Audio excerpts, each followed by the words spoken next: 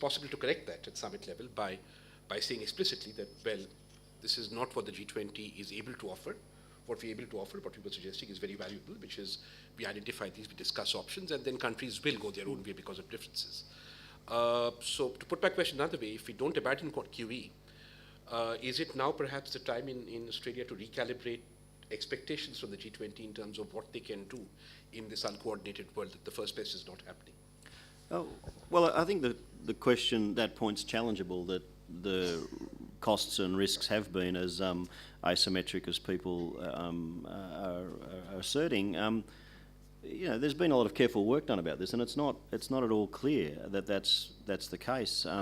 So where there's a clear problem, there needs to be coordinated solutions. I don't think the G20 doesn't respond to every suggestion that there's asymmetric costs, but we saw in the crisis there was a clear problem. Coordinated action was required and was secured. Financial regulation, clear sense of vulnerabilities, we have to respond to that in a coordinated way. At the moment, the thing that everyone agrees is that if we could have concerted action on across the board on structural policies, on infrastructure, on recalibrating our fiscal policies in favour of capital expenditure and the like, that sort of world will be a lot easier place to sort of deal with some of these issues. And so there's a strong consensus on that because it's clearly responding to a problem. There's debates about the distribution of costs, but often there's not a lot of evidence brought about to make those clear cases. Where there's a clear case for coordination, I think then we've got to act, and I think there's a lot of evidence that happens. We have time for one quick round if there's anybody interested. So let me just get a show of hands, and Dr. Acharya first. Is anybody at the back I'm missing because I'm half blind? No. Okay, good. You have the exclusive floors. Well, no, I'll just make a couple of comments, if I may, Rathin. Thank you. One is just on this, what I felt to be a somewhat binary choice between Brazilian or Chilean type tax on capital flows in versus other ways of essentially reserve insurance to deal with volatility in capital flows. Actually, I mean, there are various other instruments. It's not binary. I mean, throughout the 1990s in India, we essentially deployed sort of a graduated form of quantitative restrictions on capital flows, coming from a background, of course, of fairly heavy controls on capital, and liberalizing in some ways and not doing so in others. In particular, for example, my former friend and, well, my former colleague and continuing friend, Jaimani Bhagwati. Yes, should be getting old, so I make these faux pas. Might recall that, amongst others, and perhaps Alok Sheel there might also recall, that we used to have for what the animal called external commercial borrowing in Indian parlance, which is borrowing from the capital markets by commercial entities in India, essentially. We used to have essentially a process of approvals which in a transparent sense laid out minimum maturity requirements as well as maximum interest caps, and in a not so transparent way had a committee which said yes or no in the finance ministry, partially delegated to the central bank and so on and so forth. I mean, that's just one way of doing it. And given what one has heard about the Brazilian type tax that Rathin just mentioned in terms of when actually you implement it, the sort of supposed superiority of price instruments, which economists often take for granted, over quantitative restrictions, is actually an empirical issue, because it depends how exactly you're implementing a price instrument versus how exactly you're implementing a quantitative instrument. And to my mind, if one should perhaps not be ideological about this, but look at it on the basis of evidence. The second comment that I wanted to make this is perhaps a slightly heretical one, is that, I think there is a tendency, which is perhaps overdone, to blame the G1, as I think Mr. Dieter called it, and its other similar central banks for the spillover consequences of QE and its potential retraction. I think one has to also recall, at least from the Indian context, and I cannot claim to enough knowledge of the other emerging countries which were deeply affected by turbulence last year. But I think in India, for a variety of other reasons, we had got into a vulnerable external finance situation where any trigger of any consequence would probably have triggered this kind of turbulence. Now, I mean, this is not to say that tapering talk played no role. It's just to say that there was a background against which the taper talk came in, and it precipitated turbulence in exchange rates and other things, which I think better macro management of our external finances might well have avoided. Thank you. Any other point to address the panelists? Any other questions?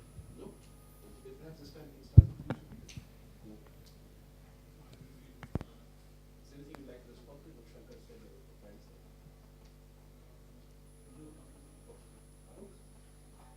Yes, okay. Three issues. One is on that there are other instruments, and I remember in the 90s, I was manning the ECB desk, Deputy Secretary ECB, and up to borrowings up to $10 million I could sort of approve at my level, and then for the higher borrowings you had the committees, and we had caps on the approval. But the situation at that point in time was a little different. We were in a situation of foreign exchange scarcity, and as a result of that, we were very apprehensive of the external debt going out of, especially the commercial debt going out of control, because you did not have the reserves to be able to handle a possible, debt crisis. Whereas now, with having built up reserves, we've been much more. You still have some of those quantitative caps, but they are much higher now. We are much relaxed on that. So I think, yes, you do have other instruments, and the very fact that we have phased out our, our ECB policy has evolved substantially. I don't know whether that would, we would like to place, at least a deficit country like India, quantitative restrictions on capital flows when we have the option of, picking up those the inflows and building our reserves. The second issue is on spillovers versus macroeconomic imbalances. Absolutely. I mean, the reason why we were more affected in May 2013 relative to 2008, when all emerging markets were affected by, had a sudden stop. We were, relative to the other emerging markets, we were much worse affected in May 2013. The currency depreciated more in relation to the other peers, was because of macroeconomic imbalances. And as a result of flows coming in, we became complacent and felt there was no need to correct your external imbalances, because the rupee was appreciating even despite that when flows were coming in.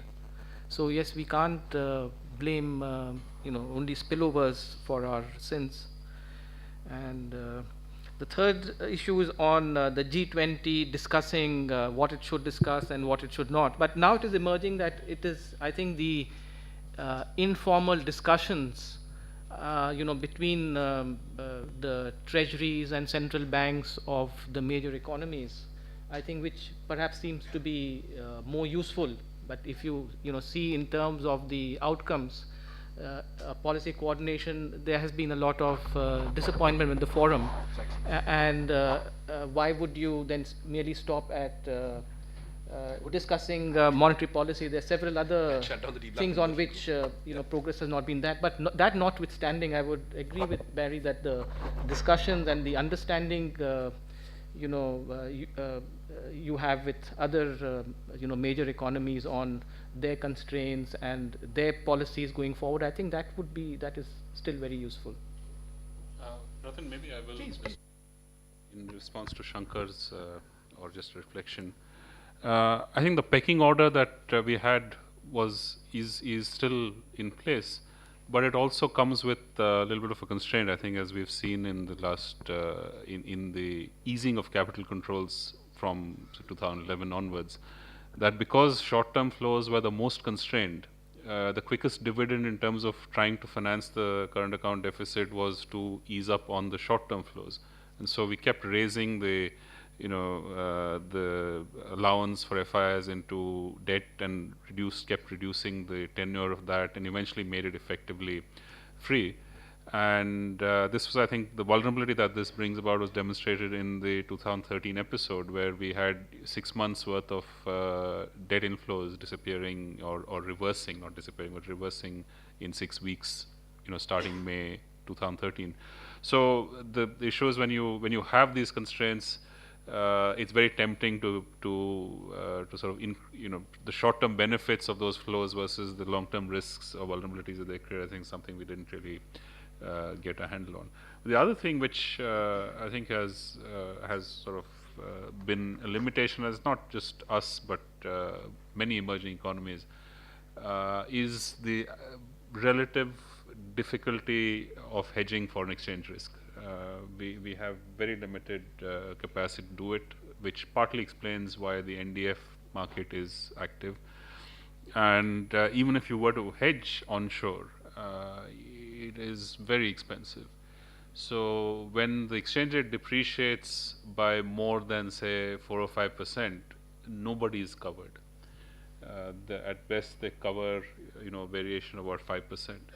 And that, I think, the way to address that is to either the central bank assumes the risk, says this is a public good or a public bad, so let's prevent it, or you create more effective hedging mechanism, which is a slow process. It doesn't happen overnight. On restrictions on capital flows, I have no kind of religious belief in price instruments, but I do believe, and I'm convinced that it's certainly much easier to control inflows than outflows.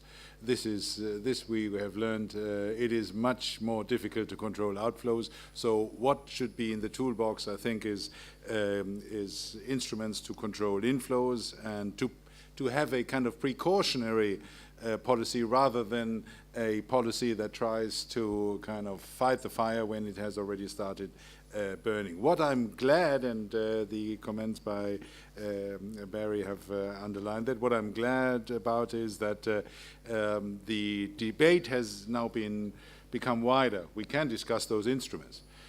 When I'm tempted to say the other Professor Bhagwati in 1998 wrote a piece on the capital myth, where he suggested there is a structural difference in the utility of trade and financial flows.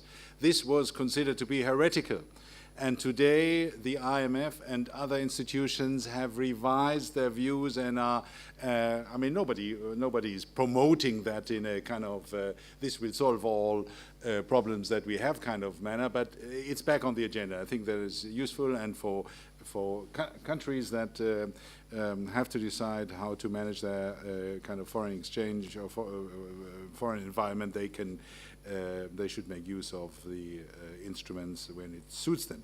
On the utility of the G20, I think, I mean, I'm coming to India in 2014 from a continent which is in trouble. I mean, Europe is a continent that has a severe conflict to solve, and thank God we have the G20, that we have somewhere to talk to the Russians. I mean, now that they are no longer in the G8, it will be very useful to talk to Mr. Putin in Brisbane. The question is whether the initial expectations that we had, many of us had, in 2008, that the G20 would be the premier forum for the governance of the global economy, whether this will work out. And I have said in a previous meeting here, The G20 has been wonderful in crisis management, and it has not delivered all that much in crisis prevention. And it remains to be seen. Maybe the Australians can kind of improve the performance of the G20, but it is difficult given the diversity of preferences that countries have shown on the regulation of financial markets and other issues. So good luck for Brisbane. Well, one of my colleagues once said that there can be a bit of crisis nostalgia. You know, it's good to have a crisis because we can solve it. I hope I don't hold that view. Sometimes it's better just to avoid it. Look, the biggest issues that I think have happened this year is that there's been a move away from finger pointing. So really, this is referring to your second comment in how we think about this. There's that's come about from a few reasons. The advanced economies have, I think, shown more acceptance of the enlightened self-interest, or more explicit acceptance. I think it's always been there, of considering the full range of international events in setting their own policy settings, and that's been documented in communique language, and that doesn't come easily.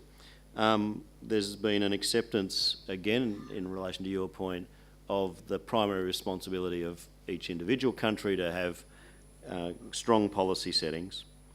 I think there's also an acceptance that asset prices can sometimes shift, and we shouldn't panic or respond always excessively to those, because sometimes that response can itself unsettle markets.